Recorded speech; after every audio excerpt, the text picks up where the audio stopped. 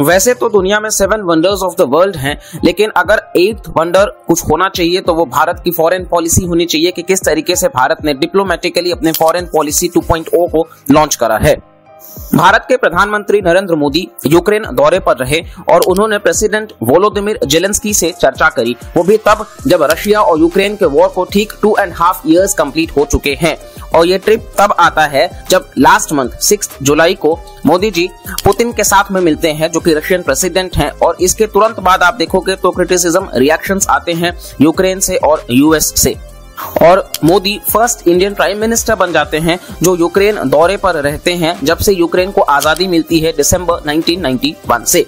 क्योंकि उसके पहले यूक्रेन यूएसएसआर का हिस्सा हुआ करता था, लेकिन कोल्ड वॉर के एंड में डिसइंटीग्रेशन होने के बाद में यूएसएसआर का वो एक इंडिपेंडेंट नेशन बना और भारत और यूक्रेन के डिप्लोमेटिक रिलेशंस एस्टैब्लिश होते हैं जनवरी 1992 से। तो आइए अब हम भारत के फॉरेन पॉलिसी 2.0 की चर्चा करते हैं। तो इंडिया जो है वो हिस्टोरिकली क्लोजेस्ट रहा है यूएसएसआर के, जो सोवियत यूनियन। हालांकि आप देखोगे तो आज रशिया और यूक्रेन दोनों के साथ ही हमारे रिलेशंस अच्छे हैं। इवन इंडिया जो है वो पोलैंड के दौरे पर प्राइम मिनिस्टर नरेंद्र मोदी रहे हैं, और ये रिप्रेजेंट करता है कि इंडिया के लिए यूरोप भी अब इम्पोर्टेंट है। सिर्फ 4 मेजर जाइंट्स जो है, जिनमें जर्मनी, फ्रांस, ब्रिटेन जैसे कंट्रीज शामिल है, सिर्फ वहीं तक सीमित नहीं है। भारत अब सेंट्रल और ईस्टर्न यूरोप को भी टारगेट कर रहा है। और ऐसा इवेंट इसलिए होता है कि इंडिया और पोलैंड के 70 years of diplomatic relationship establish हो चुके होते हैं, और साथ ही साथ में ये दोनों ही कंट्रीज अब स्ट्रेटेजिक पार्टनरशिप के तरफ आगे बढ़ चुके हैं। और दोनों ही कंट्रीज आप देखेंगे तो क्लाइमेट चेंज की लड़ाई में इंटरनेशनल सोलर अलायंस और Coalition for Disaster Resilient Infrastructure का हिस्सा है। इसी के साथ साथ में United Nations Convention on Law of the Sea के तहत वो फ्रीडम ऑफ नेविगेशन की बात करते हैं, और साथ ही साथ में इंटरनेशनल टेररिज्म के अगेंस्ट में दोनों ही कंट्रीज एक साथ यूएन में खड़े होते हैं। और prime minister Narendra Modi Poland से यूक्रेन रेल फोर्स 1 के मदद से वहां पहुंचते हैं, क्योंकि आप सबको पता है रशिया और यूक्रेन में वॉर चल रहा है, तो दोनों के एयर बेसिस जो है वो सेफ नहीं माने जाते हैं। तो जितने भी वर्ल्ड लीडर्स हैं वो इस ट्रेन का इस्तेमाल करते हैं। और कोल्ड वॉर के समय आप देखोगे तो पोलैंड वार्सो पैक्ट का मेंबर रहा था, और उस समय भारत के 3 प्राइम मिनिस्टर्स विजिट करे थे। जवाहरलाल नेहरू 1955 में, इंदिरा गांधी 1967 में और मोरारजी देसाई 1979 में।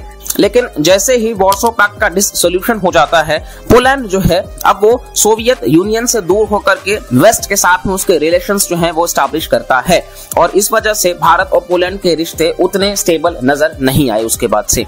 आइए अब हम एक नजर इंडिया और यूक्रेन के ट्रेड पर कर लेते हैं। तो 2021-22 में इंडिया यूक्रेन के ट्रेड आप देखोगे तो 3.39 बिलियन यूएस डॉलर्स का हुआ करता था, जो कि आफ्टर द इन्वेजन आप देखोगे तो 2022 और 23 में ये 0.78 और आगे चल करके 0.71 बिलियन डॉलर्स पर आकर के रुक चुका है। ये मिनिस्ट्री ऑफ कॉमर्स के डेटा के हिसाब से है। हालांकि न्यू दिल्ली और कीव जो है वो अपने रिलेशंस को और स्ट्रेटेजाइज कर रहे हैं। मोदी और जेलेंस्की आप देखेंगे तो लास्ट ईयर जो G7 समिट हुआ इटली में, वहां पर भी वो मिले। इसी के साथ साथ में एस जयशंकर और अजीत डोवाल भी अपने अपने रिप्रेजेंटेटिव्स से मिले। और इसी के साथ साथ में इस साल मार्च 29 में जयशंकर ने होस्ट करा था Ukraine foreign minister Dmytro Kuleba का न्यू दिल्ली विजिट। और वॉर से पहले आपको बता दें कि Ukraine one among the biggest source of sunflower oil रहा है भारत के लिए। आज के 26 साल पहले अगर हम चले तो यूक्रेन ने क्रिटिसाइज करा था भारत के न्यूक्लियर टेस्ट्स को, और इसी के साथ साथ में यूक्रेन क्रिटिकल रहा है इंडिया के कश्मीर पॉलिसी पे। यहाँ तक कि जो स्लोगन है हिंदी रूसी भाई भाई, इसको भी कॉइन करा था यूएसएसआर यूक्रेनियन लीडर निकिता क्रुशेव ने। यूक्रेन में बेसिकली जोरिया गैस टर्बाइंस जो है वो न सिर्फ भारतीय बैटलशिप्स और सबमरीन्स को आगे बढ़ाता है, बल्कि उन्होंने चंद्रयान मून लैंडिंग में भी हिस्सा लिया था। यानी कि इस तरीके से आप देख सकते हो कि टेक्नोलॉजी के कंटेक्स्ट में इंडिया यूक्रेन के रिलेशंस इंप्रूव हो रहे हैं। यहाँ तक कि डिफेंस कोऑपरेशन में भी इंडिया यूक्रेन के रिलेशंस और मजबूत हो रहे हैं, स्पेशली जब यूक्रेन ने ब्लैक सी फ्लीट में रशियन आर्मी को कहीं ना कहीं धूल चटा दी थी। और प्राइम मिनिस्टर मोदी ने गिफ्ट करे हैं 4 भीष्म क्यूब्स। भीष्म क्यूब्स जो हैं इनको प्रोजेक्ट आरोग्य मैत्री के तहत बनाया गया था, और ये कॉम्पैक्ट मोबाइल मेडिकल यूनिट्स हैं जो बेसिकली इमरजेंसी केयर देने की बात करते हैं सरकार को, और ये ह्यूमैनिटेरियन असिस्टेंस के तहत इनको दिया गया है। इनमें मेडिसिन और माइनर ऑपरेशन सर्जरीज स्टोर किए जा सकते हैं। तो वॉर के समय में ये बड़े हेल्प करेंगे, ऐसा खुद जेलेंस्की ने कहा है, और वो बहुत ग्रेटफुल रहे हैं भारत के लिए।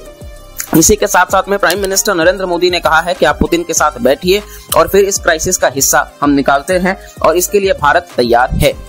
और मोदी जी ने यह भी कहा है कि भारत न्यूट्रल नहीं है, बल्कि वो पीस के साइड पर वो खड़े नजर आते हैं। इसी के साथ साथ में जेलेंस्की ने इंडिया को ऑफर करा है कि वो second Ukraine peace summit Bharat में होस्ट करें। इस विजिट से बेसिकली 3 इंपॉर्टेंट पॉइंट्स निकल करके आते हैं। पहला है कि ग्लोबल साउथ का लीडर बनना, जो भारत यूरोप के साथ रिलेशंस को एस्टैब्लिश करके यहां पर कर रहा है। सेकंड पॉइंट, जो डिप्लोमेटिक स्पेस बन रहा है, क्योंकि भारत और चाइना दोनों ही एशियन पावर्स जो हैं वो यूरोपियन बैलेंस ऑफ पावर को मेंटेन करने में कोशिश कर रहे हैं। जहां पर आप देखोगे कि प्राइम मिनिस्टर यूक्रेन दौरे पर रहे, तो वहीं चाइना के प्राइम मिनिस्टर ली कियांग मॉस्को दौरे पर रहे हैं। तो ये दर्शाता है कि कहीं ना कहीं चाइना और रशिया के जो रिलेशंस हैं वो भी स्ट्रेंथन हो रहे हैं, और इस वजह से भारत यूक्रेन के साथ के रिलेशंस को और मजबूत कर रहा है। इसी के साथ साथ में भारत के डिफेंस मिनिस्टर राजनाथ सिंह जो है वो भी यूएस के दौरे पर हैं, और इस वजह से वहां पर भी कई सारे इंपॉर्टेंट एग्रीमेंट्स साइन होंगे, जिसको लेकर के हम एक सेपरेट वीडियो बनाएंगे। और दिल्ली और कीव का रिवाइवल आप स्ट्रेटेजिक पार्टनरशिप के तरफ देखोगे।